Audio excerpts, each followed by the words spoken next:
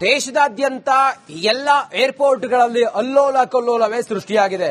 ಮುಂಬೈ ಏರ್ಪೋರ್ಟ್ನಲ್ಲಿ ಭಾರೀ ಹೈಡ್ರಾಮಾ ನಡೆದಿದೆ. ವಿಮಾನ ಹಾರಾಟ ರದ್ದಾದ ಹಿನ್ನೆಲೆ ತೀವ್ರ ಆಕ್ರೋಶ ಹೊರಹಾಕಿದ್ದಾರೆ ಪ್ರಯಾಣಿಕರು. ಏರ್ಪೋರ್ಟ್ ಸಿಬ್ಬಂದಿ ವಿರುದ್ಧ ಮಹಿಳೆಯೊಬ್ಬರು ಸಿಡಿಮಿಡಿಗೊಂಡಿದ್ದಾರೆ. ಹೆಲ್ಪ್ ಡೆಸ್ಕ್ ಮೇಲೆ ಹತ್ತಿ ಮಹಿಳೆ ರಂಪಾಟ ಮಾಡಿದ್ದಾರೆ. ಹೆಲ್ಪ್ ಡೆಸ್ಕ್ನ ಮೇಲ್ಹತ್ತಿ ರಂಪಾಟ ಮಾಡಿದ್ದಾರೆ. ದೇಶದಾದ್ಯಂತ ಅಲ್ಲೋಲ ಕಲ್ಲೋಲ ಸೃಷ್ಟಿಯಾಗಿದೆ. ಕರುಣಾಜನಕ ಕಥೆಗಳು ತೆರೆದುಕೊಳ್ತಾ ಇದ್ದಾವೆ.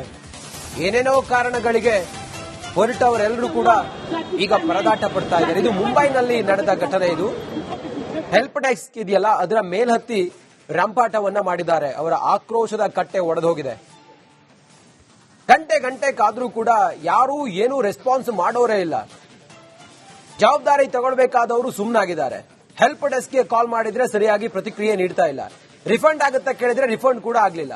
ಹೀಗಾಗಿ ಕಾದು ಸುಸ್ತಾದಂತ ಮಹಿಳೆಯೊಬ್ರು ಮುಂಬೈನಲ್ಲಿ ಆ ಹೆಲ್ಪ್ ಡೆಸ್ಕ್ ಇದೆಯಲ್ಲ ಅದರ ಮೇಲೆ ಹತ್ತಿದ್ದಾರೆ. ಮೇಲೆ ಹತ್ತಿ ರಂಪಾಟ ಮಾಡಿದ್ದಾರೆ. ಸರಿಯಾಗಿ ಯಾರು ಸ್ಪಂದಿಸ್ತಾ ಇಲ್ಲ. ಏನ್ ಮಾಡೋದು? ಹೋಗೋದಕ್ಕೆ ಸಮಯ ಆಯಿತು. ನಿಗದಿತ ಸಮಯದ ಒಳಗಡೆ ಇವ್ರು ಏನು ಕೂಡ ಮಾಡೇ ಇಲ್ಲ. ಗಂಟೆ ಕಾದ್ರೂ ಕೂಡ ಏನೂ ಆಗೇ ಇಲ್ಲ. ಹೀಗಾಗಿ ಮಹಿಳೆಯೊಬ್ರು ಮುಂಬೈನಲ್ಲಿ ಏರ್ಪೋರ್ಟ್ ಒಳಗಡೆ ರಂಪಾಟ ಮಾಡಿದ್ದಾರೆ.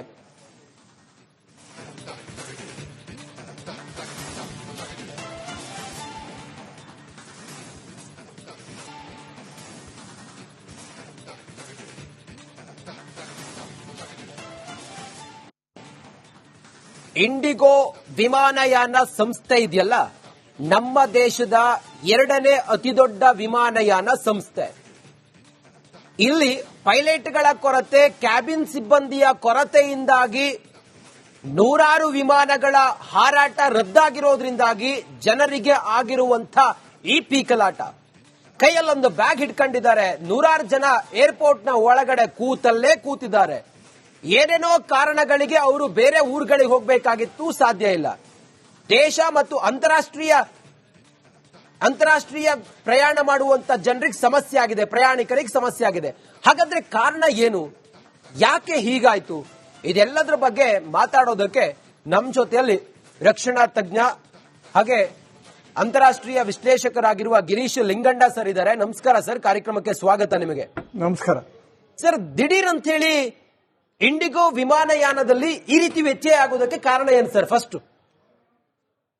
ಆಫ್ ಆಲ್ ಏನ್ ಹೇಳ್ಬೋದು ಅಂದ್ರೆ, ಒಂದು ನೀವ್ ಹೇಳ್ದಂಗೆ ರಿಸ್ಟ್ರಿಕ್ಷನ್ಸ್ FDTL ಅಂದ್ರೆ FDTL ರಿಸ್ಟ್ರಿಕ್ಷನ್ಸ್ ಯಾವಾಗ ಹೈಕೋರ್ಟ್ ಆಯ್ತು ಅಂದ್ರೆ ಫ್ಲೈಟ್ ಡ್ಯೂಟಿ ಟೈಮಿಂಗ್ ಲಿಮಿಟೇಷನ್ಸ್ ಅಂತ ಯಾವಾಗ ಹಾಕಿದ್ರು, FDTL ಅಂದ್ರೆ ಫ್ಲೈಟ್ ಡ್ಯೂಟಿ ಟೈಮಿಂಗ್ ಲಿಮಿಟೇಷನ್ಸ್ ಅಂತ ಯಾವಾಗ ಡೆಲ್ಲಿ ಹೈಕೋರ್ಟ್ ಅದನ್ನ ರಿಸ್ಟ್ರಿಕ್ಟ್ ಬಹಳ ಸೀರಿಯಸ್ ಆಗಿ ತರಬೇಕು ಅಂತ ಆಗ್ತು, ಸಡನ್ ಆಗಿ ಪ್ರಾಬ್ಲಮ್ ಶುರುವಾಯಿತು. ಒಂದು. ಎರಡನೇದು, ಈಗ ಜಾಸ್ತಿ ಯಾಕೆ ಆಗ್ತಾ ಇದೆ ಅಂದ್ರೆ, ಒಂದು ನೋಡಿ, ಈಗ ಚಳಿಗಾಲ ಪ್ಲಸ್ ವೆದರ್ ಕಂಡೀಷನ್ಸ್ ಬಹಳನೇ ಕೆಟ್ಟಾಗಿದೆ. ಅಂದ್ರೆ ನೀವು ಮೋಡ ಮಂಜು ತುಂಬಿರುತ್ತೆ ಈ ನಾರ್ತ್ ಇಂಡಿಯಾ ಕಡೆ ಎಲ್ಲ, ಅಲ್ಲೂ ಫ್ಲೈಟ್ ಡಿಲೇಸ್ ಆಗ್ತಾ ಇದೆ. ಈ FDTL ಜೊತೆ ಇದು ಅಡಿಷನ್ಸ್ ಆಗಿದೆ. ಈಗ ಫ್ಲೈಟ್ ಗಳ ಡಿಲೇ ಆಗ ಕಾರಣ. ಸೊ ಈಗ ನಾವು FDTL ಬಗ್ಗೆ ಮಾತಾಡಕ್ಕೆ ಶುರು ಮಾಡಬೇಕು ಅಂದ್ರೆ, FDTL ಅಂದ್ರೆ ಏನು? ಫಸ್ಟ್ 48 ಗಂಟೆಗಳ ಕಾಲ ರೆಸ್ಟ್, 36 ಗಂಟೆಗಳ ಕಾಲ ರೆಸ್ಟ್ ಇರಬೇಕು ಒಬ್ಬ ಪೈಲಟ್ಗೆ ಅಂತ ಇತ್ತು. ಈಗ ಅದನ್ನ ಹೆಚ್ಚಿಗೆ ಮಾಡಿದ್ದಾರೆ, 48 ಗಂಟೆಗಳ ಕಾಲ ಮಾಡಿದ್ದಾರೆ. ಇದು 2 ಹಂತದಲ್ಲಿ ಮಾಡಿದ್ರು. ಇದು ಜುಲೈಯಲ್ಲೇ ಮಾಡಿದ್ರು. ಅಂದ್ರೆ 36 ಇದ್ದಿದ್ದು 48ನ ಇನ್ಕ್ರೀಸ್ ಮಾಡಿದ್ದು ಜುಲೈಯಲ್ಲಿ ಮಾಡಿದ್ರು. ಅವಾಗಲೂ ಏನು ಇಂಡಿಗೋ ಮೇಲೆ ಅಂತ ಪರಿಣಾಮ ಬೀಳಲಿಲ್ಲ. ಬಟ್ ಈ ನವೆಂಬರ್ ಅಲ್ಲಿ 2 ತಗೊಂಬಂದ್ರು. ಅಂದ್ರೆ ಏನು ಅಂದ್ರೆ, ಒಂದು ಪೈಲಟ್ 2 ನೈಟ್ ಲ್ಯಾಂಡಿಂಗ್ ಮಾಡಕ್ಕಾಗೋದು ವಾರಕ್ಕೆ ಅಂತ. ಅಂದರೆ ಆ ಟೈಮಿಂಗ್ಸ್ ಚೇಂಜ್ ಮಾಡಿದ್ರು. ಅಂದ್ರೆ ಈಗ ಮಧ್ಯರಾತ್ರಿ 12 ಗಂಟೆಯಿಂದ 5 ಗಂಟೆ ತನಕ ಒಂದು ಲ್ಯಾಂಡಿಂಗ್ ಮಾಡಿದ್ರೆ ಪೈಲಟ್, ಅದು ನೈಟ್ ಲ್ಯಾಂಡಿಂಗ್ ಅಂತ ಆಗ್ತಿತ್ತು. ಈಗ 12ರಿಂದ 6 ಗಂಟೆ ತನಕ ಮಾಡಿದ್ರು. ಅಂದ್ರೆ 5 ಕಾಲಿಗೆ ಅವ್ನು ಲ್ಯಾಂಡ್ ಆದ್ರೂ ಅದು ನೈಟ್ ಲ್ಯಾಂಡಿಂಗ್ ಅಂತಾನೆ ಕನ್ಸಿಡರ್ ಆಗ್ಬಿಡುತ್ತೆ. ಸೊ ಇದರಿಂದ ಏನಾಯ್ತು ಅಂದ್ರೆ, ಮತ್ತೆ ಆ ಪೈಲಟ್ ನ ಉಪಯೋಗಿಸ್ಕೊಳಕ್ ಬರಲ್ಲ ಆ 2 ನೈಟ್ ಲ್ಯಾಂಡಿಂಗ್ ಆದ್ಮೇಲೆ. ಅವಾಗ ಏನಾಗುತ್ತೆ, ಬೇರೆ ಪೈಲಟ್ ನ ಕರ್ಕೋಬೇಕಾಗತ್ತೆ ಅವರು. ಇಂಡಿಗೋಲಿ ಹತ್ತತ್ರ 5240 ಜನ ಪೈಲಟ್ಸ್ ಇದ್ದಾರೆ. ಓಕೆ, 5240 ಜನ ಪೈಲಟ್ಸ್ ಇದ್ರು ಈ ಒಂದು ಸಿಸ್ಟಮ್ ನ ಮ್ಯಾನೇಜ್ ಮಾಡಕ್ಕೆ ಅವರು ಆಕ್ಚುಲಿ ಜುಲೈಯಲ್ಲೇ 2024 ಅಲ್ಲೇ ಇದನ್ನ ತರಬೇಕು ಈ FDTL ಅಂತ ಇತ್ತು ಚರ್ಚೆಯಲ್ಲಿ.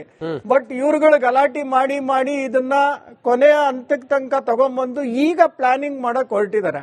ಸೊ ಈಗ ಪ್ಲಾನಿಂಗ್ ಮಾಡಕ್ ಹೊರಟಿರೋದ್ರಿಂದ ಈ ಒಂದು ಸಿಸ್ಟಮ್ ಅವ್ರು ಸ್ಟೆಬಿಲೈಸ್ ಆಗೋ ತನಕ, ಇದೊಂದು ಸೆಟ್ಲ್ ಆಗೋ ತನಕ ಈ ಪ್ರಾಬ್ಲಮ್ ಇಷ್ಟು ಬೇಗ ಅದು ಸರಿಯೋಗಂಗ್ ಕಾಣ್ತಾ ಇಲ್ಲ. ಕರೆಕ್ಟ್. ಗಿರೀಶ್ ಸರ್, ಈಗ ಬೇರೆ ವಿಮಾನಯಾನ ಸಂಸ್ಥೆಗೆ ಆಗದಂತಹ ಪರಿಣಾಮ ಇಂಡಿಗೋ ವಿಮಾನಯಾನ ಸಂಸ್ಥೆಗೆ ಮಾತ್ರ ಹಿಂಗಾಗೋದಕ್ಕೆ ಕಾರಣ ಏನ್ sir?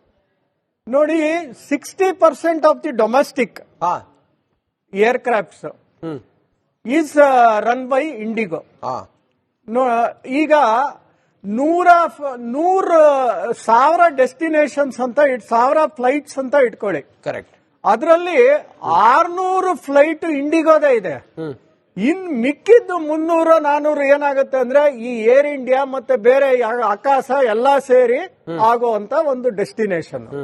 So majority of domestic destination is run by IndiGo. ಅಂದ್ರೆ ಇಂಡಿಗೋ ಹತ್ರ 800 ಏರ್ಕ್ರಾಫ್ಟ್ ಇದೆ. 2400 ಡೆಸ್ಟಿನೇಷನ್ಸ್ ಗಳು ಫ್ಲೈ ಮಾಡ್ತಾರೆ. ಪ್ಲಸ್ 45 ಇಂಟರ್ನ್ಯಾಷನಲ್ ಡೆಸ್ಟಿನೇಷನ್ಸ್ ಫ್ಲೈ ಮಾಡ್ತಾ ಇದ್ದಾರೆ. ಒಂದು ಫ್ಲೈಟ್ ಹೆಚ್ಚು ಕಮ್ಮಿ ಆದ್ರೆ ಒಂದು ಫ್ಲೈಟ್ ಸುಮಾರು 5 ಡೆಸ್ಟಿನೇಷನ್ಸ್ ಹೋಗುತ್ತೆ ಅಂತ ಇಟ್ಕೊಳ್ಳಿ. ಒಂದು ಫ್ಲೈಟ್ ಅಲ್ಲಿ ಡೆಲ್ಲಿಗೆ ಹೋಗೋದು ಫಸ್ಟ್ ಫ್ಲೈಟ್ ಲೇಟ್ ಆದ್ರೆ ಸೆಕೆಂಡ್, ಥರ್ಡ್, ಫೋರ್ತ್, ಫಿಫ್ತ್ ಅದೇ ತರ ಡಿಲೇ ಕಂಟಿನ್ಯೂ ಆಗುತ್ತೆ. ಅರ್ಥ ಆಯ್ತಾ? ಸೊ ಆದ್ರಿಂದ ಏನಾಗುತ್ತೆ, ಇಂಡಿಗೋ ಅತಿ ಹೆಚ್ಚು ಡೆಸ್ಟಿನೇಷನ್ಸ್ ಕವರ್ ಮಾಡೋದ್ರಿಂದ, ಅತಿ ಹೆಚ್ಚು ಏರ್ಕ್ರಾಫ್ಟ್ ಇರೋದ್ರಿಂದ, ಅತಿ ಹೆಚ್ಚು ಪೈಲಟ್ ಇರೋದ್ರಿಂದ ಒತ್ತಡ ಆಗ್ತಾ ಇರೋದು ಇಂಡಿಗೋ ಮೇಲೆ ಜಾಸ್ತಿ ಆಗ್ತಿದೆ. ಪ್ಲಸ್ ಇಂಡಿಗೋಲಿ ಕೆಟ್ಟ ನಿಂತಿರೋಂತ ಏರ್ಕ್ರಾಫ್ಟ್ ಗಳು ಬಹಳ ಕಮ್ಮಿ. ಅಂದ್ರೆ they have maintain that very well.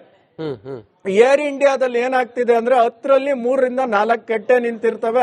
ಅದರಲ್ಲಿರೋ ಅಡಿಷನಲ್ ಪೈಲಟ್ಸ್ ಫ್ರೀ ಆಗೇ ಇರ್ತಾರೆ.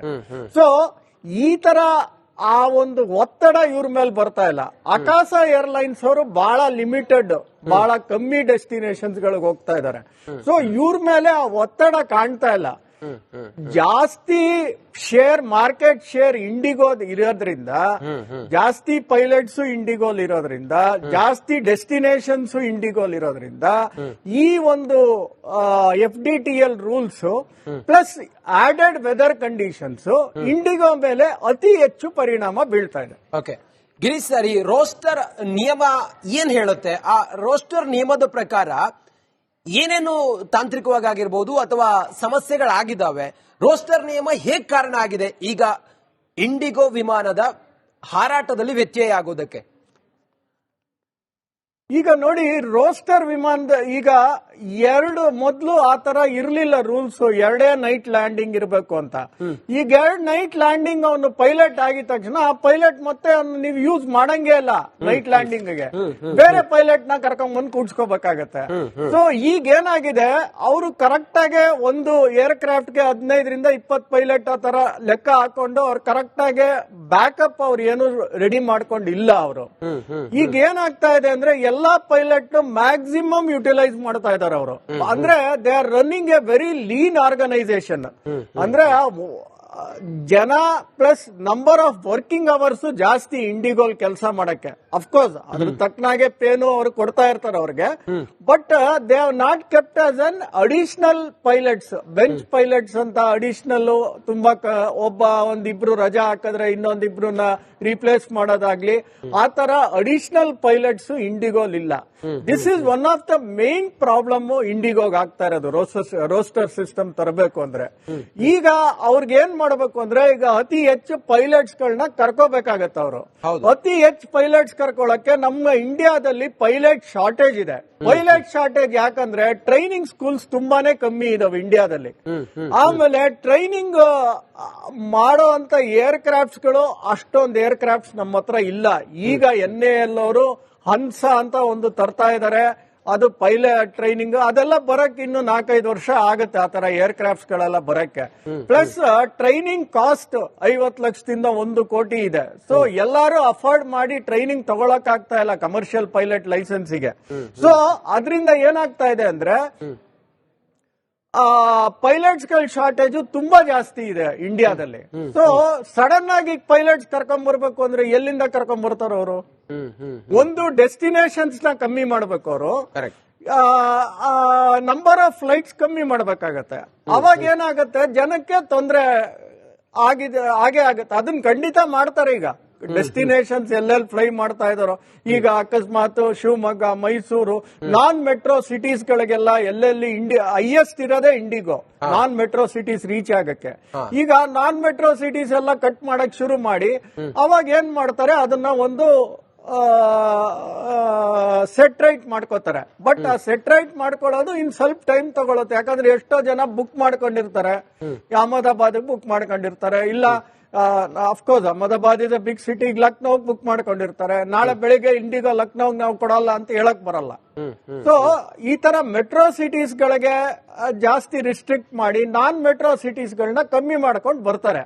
ಆ ಕಮ್ಮಿ ಮಾಡ್ಕೊಂಡು ಬರಕ್ಕೆ ಸ್ವಲ್ಪ ಟೈಮ್ ಹಿಡಿಯುತ್ತೆ. ಸೊ ಅದನ್ನ ನಿಧಾನಕ್ಕೆ ಪ್ರಾಬಬ್ಲಿ 1 ಮಂತ್ 1.5 ಮಂತ್ ಅಲ್ಲಿ ಸೆಟ್ಲ್ ಆಗ್ತಾರೆ ಅವರು. ಬಟ್ ಅವಾಗ ಏನಾಗುತ್ತೆ ಅಂದ್ರೆ ನಂಬರ್ ಆಫ್ ಡೆಸ್ಟಿನೇಷನ್ಸ್ ನಾವ್ ಇವಾಗ ಎಷ್ಟಿದೆಯೋ ಅದು ಕಮ್ಮಿ ಆಗ್ತಾ ಹೋಗುತ್ತೆ ಈಗ.